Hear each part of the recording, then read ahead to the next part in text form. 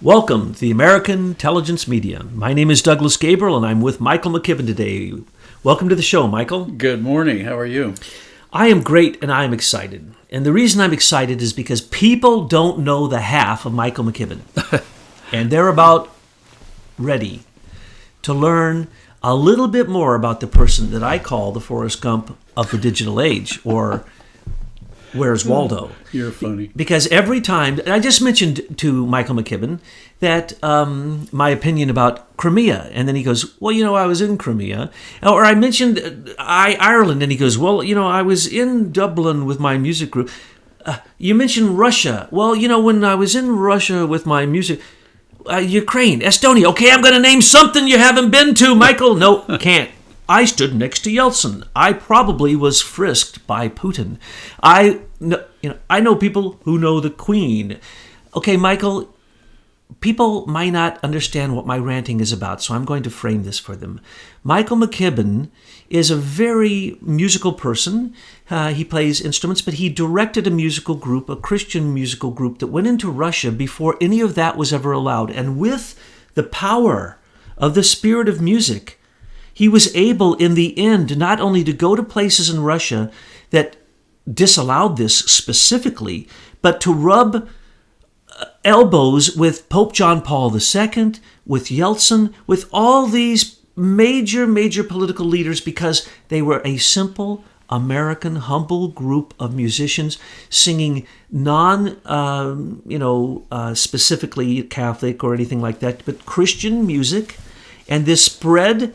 And then they got welcomed to come and do things that hadn't ever been done before. And in the end, you were part of the group that started a singing, basically, revolution where people in 3 of the satellite countries of the previous USSR joined hands all the way along the border of 3 countries to basically show that a wall of music could bring down the wall of communism. Your story is astounding. So I want you to tell us a little bit. I know you're not prepared for this, but it's your life. So I just want you to tell us some about what was it? Because in my opinion, what you did with music was to try to free people through the harmony and the healing power of music and the spirit that can come through that. And that's what you did with Leader Technologies to create the ability for social networking where people could come together worldwide in freedom to share, to exchange music, spirit, words, ideas. And that's what it was supposed to be. But now what it has become, after they stole it from you, is an evil, weaponized psyops against the very people using it who don't even want to give it up once they find out that it is a psyop. So your musical revolution, really, and you, as you tell these stories, it's not like you knew you were leading a revolution, but when you look back on it, you were at the cutting edge of kicking open doors that had been welded shut. So was that a motivation of yours when you were doing the music, and did that kind of spirit that led you to literally put your life on the line to go into communist countries where you could have been locked up, killed, tortured, whatever, and some of your friends were, is that the kind of thing that led you to desire to free the world through social networking and the programming and the intellectual property and copyrights and all the programming that you did that created that for us? Because it should have given us the freedom. And the walls between all the countries they do fall through the internet in most cases, unless they're weaponized. And so were those the same motivation for you, or were they completely different? And can you tell us about your history with this music revolution? Well, Douglas, as they say, hindsight's 20/20. So when you're doing some things years ago, 10, 20, 30 years ago, you don't necessarily see the whole context. But when you look back at it and then see what happened subsequently, then things start to come into focus. And I would say in general, yes, the experiences that I had as a part of this gospel music group, doing contemporary music and traveling in something like 27 different countries, did give us, and I was just one of a whole group of people, so there were a lot of brave individuals involved with this organization, did give us a perspective about humanity, about spirituality, about the different political and cultural climates around the world that did motivate me to try to see how technology could be used to call mankind to his and her higher self. And so I didn't know exactly what that meant when we started working on what became social networking, but we were just trying to solve a collaboration problem, technically. So there was a lot of engineering involved in the 90s that led to the invention of social networking. But at the time, we were just trying to figure out how to help people communicate on a global scale without the constraints of having to wait for a letter to arrive somewhere else and somebody to answer it. The idea that you could have this instant communication with people all over the planet was intriguing as a way to help people raise their level of consciousness. Now, what happened with it was essentially those that wished humankind evil and ill discovered it and turned it into what it is today, which even in its darkest uses has rays of light, because, as Betsy points out many times, these digital recordings that you put out go all over the planet as soon as she hits the send button. So that's a little bit of element of the technology, which includes what I and my team helped invent. But if we go back to the Christian music days, I need to point out that as a civil engineering student, I was also a member of the Ohio State Marching Band. I was a trombonist, a decent trombonist. And this gospel music group out of Tulsa, Oklahoma came along, and I said, well, I could start building bridges right away, or let me try my hand at full-time professional music. And that's what I did. Got married. We started traveling all over the planet singing gospel music. And this was jazz, rock, pop style gospel music. This was a full band. It was a full rhythm section, full brass section, complement of singers, sound, bus, everything. And it was a great experience, because we, from a Christian perspective, pretty much turned over every stone in the creek in terms of Christian denominations, and working with everybody from the Pope to Billy Graham. And so in doing so, what I recognized, and we recognized, is that the Christian world, even though it looks like it's fragmented and there's lots of different denominations and traditions, pretty much all believe the same thing. And that Jesus Christ came to this world to save sinners, of whom I am first. And so that was basically our message. And it was a very simple message, very straightforward. We were young 20-somethings, just trying to plant seeds of goodness and hope and faith in the world. So we had no ulterior motive. That was the motive. And so in doing so, we got invitations to sing in a lot of different places. Churches, schools, prisons, hospitals. We sang in all over the UK and Northern Ireland. We did concert halls. I spoke at Canterbury at a Anglican International Conference. We worked in Sweden, all over Germany, and then we felt a special calling to go behind the Iron Curtain. And this was back when Leonid Brezhnev was the premier of the Soviet Union. And so we started working on concerts in Eastern Europe, and one of the special places for us was Poland. And so we very quickly met the leaders of the Polish Catholic Church, Cardinal Stefan Wyszynski and Cardinal Karol Wojtyła, and they invited us to come to a sacred music festival called Sacrisong, which they held every year. And so we went back and we sang every night in churches, inside, outside.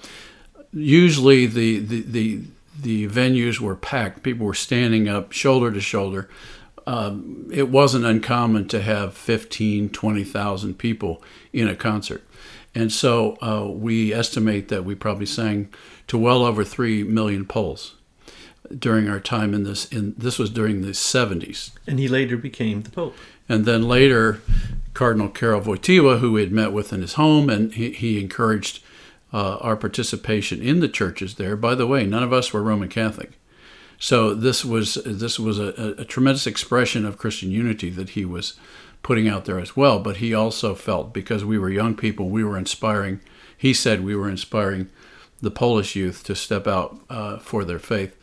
And then in 1979, you can imagine my shock when I heard on the radio, the BBC, that Cardinal Karol Wojtyła had been elected Pope of the Roman Catholic Church.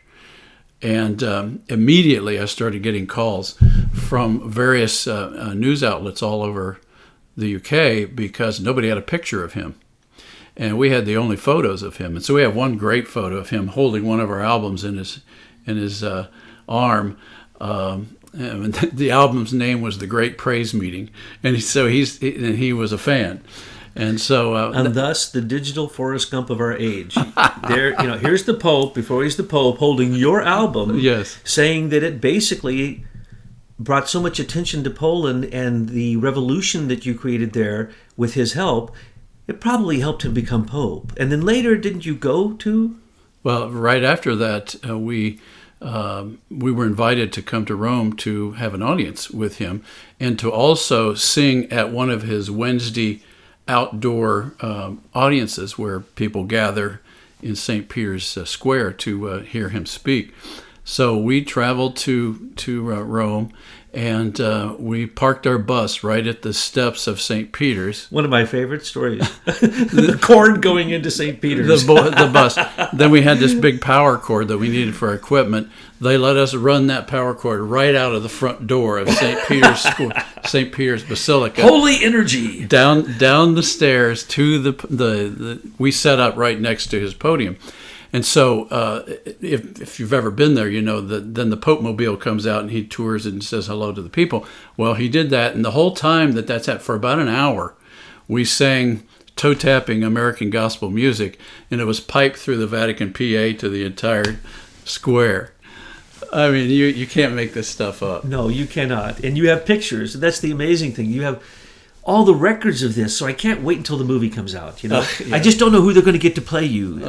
They can't get anybody as handsome as you, but maybe they should use you. There's a lot of people in our group that were involved in this, so I was one of many. And some of these musicians have gone on to become top musicians in yes. the industry. Yes. Yeah, there are a number of top musicians. I won't say their names because they can speak for themselves. So we sang our music, and he comes up to the podium and immediately comes over and says hello to everyone in our band and all those that had come with us. And then as he's moving back, he saw my wife and my four-month-old daughter, my first daughter, and he came over and gave her a blessing. And so it was a very special time. So that was just one thing. And now we know from the history that the very next day, Lech Wałęsa scaled the fence at the Gdansk shipyard to start Solidarity. The very next day in Poland. Wow. Now, you could call that coincidence. But then within probably, I can't remember now, maybe 6 months, 8 months later, we actually did a concert tour in Poland sponsored by Solidarity. We had always done it with the Roman Catholic Church, but Solidarity sponsored it. And then after that, like Wałęsa got in tremendous trouble with the government, and that history is now history. And so from there we said, okay, well, we've sung to 3 million Poles. I wonder if we could get into the Soviet Union. Now keep in mind, this was during the height of the Cold War, but we're young 20-somethings, have no fear. So we said, okay, let's try. So we tried, we got in, we started working with members of the, I would say they would be members of the underground church, but some of them were part of the official churches as well. And so we started developing a strategy for how could we come into the Soviet Union and not get kicked out. So what we decided to do is we decided to start having jam sessions with musicians. That was our strategy. It was jam sessions with musicians. And so we would go from city to city. In Kiev, we drove down to Tbilisi in Georgia. We went to Yerevan in Armenia, and looked for musicians wherever we were. Well, of course, they hadn't seen many American musicians or even Western musicians because of the censorship there. And so they were very eager to do jam sessions. And there was no law, by the way, against musicians practicing and doing jam sessions. So we think that was one of the things that kind of stymied them in terms of what to do with us. But by the time we got to Moscow, the authorities, the KGB Intourist, had figured out that this is a planned event, so they canceled the rest of our trip. We were going to go to Estonia after that. And our translator, who had helped us set that up, one of those translators ended up, after he set up these concerts in Moscow, ended up in prison twice for this activity. So this had consequences for them. But when we got to Moscow, we arrived there very late at night, and the band had gone to bed. And in the middle of the night, they were awakened and said, "Look, the people are still waiting for you to come and do this jam session." And so got dressed, went over to a club called the Red Star Club, and about 200 to 250 of the Soviet Union's cultural elite were sitting there waiting to hear this American band jam with their top rock group. Or no, that was the first night, was their top jazz group, Arsenal, and Alexei Kozlov, their top saxophonist, a fantastic musician. So anyway, we jammed all night with this band, and in between, interspersed with the music, various ones of our group got up and talked about their experiences at becoming Christians and accepting Christ into their life, and it was very well received. The next day, we didn't know what was going to happen. They ended up setting up another one of these concerts the next night, and then had the top rock group in the Soviet Union called Time Machine show up. We jammed all night with Time Machine. And again, another 200 or 300 people were at this, and people from the Bolshoi Ballet. I mean, we're talking about the top people in Russian culture. Well, one of the people there was a little short, jovial lady, Alexandra Pakhmudova, and we didn't know who she was, but they all did. She had just been elected to be a member of the Supreme Soviet with Mikhail Gorbachev. Yeah, that was in 1979. And we didn't know this either. She had been selected to be the official composer for the Moscow Summer Olympics in 1980. And so she really liked our style. It was up-tempo. It was positive key, major keys, and she liked the style. At that time, disco was in, so we did disco music. And so she asked us if we would record some of her music. And so we got her charts, and the team brought them back to the UK. My wife, who studied Russian, translated them and then lyricized them in English. To cut a long story short, I took them back, and the Soviets bought our music and put 2 of those songs on the official Olympic film in 1980, the one that Carter boycotted. And thus, there you are again. Where's Waldo? The Olympics in Russia and the music. Right. He's standing in the back with the Soviet best composer, and Yes. there you are in the back, smiling, waving. The interesting thing is, she took one of those songs and she put them. They actually distributed these through their state music record company called Melodia. They put them on an EP. It's a 2-sided album, and distributed these. And they say there was 1 million distributed. We can only confirm about 350,000 so far, but the records are pretty much lost. But anyway, a lot of those albums were sold, and they made a cover up, a green cover of sun breaking through a bunch of dark clouds with our logo coming out of it.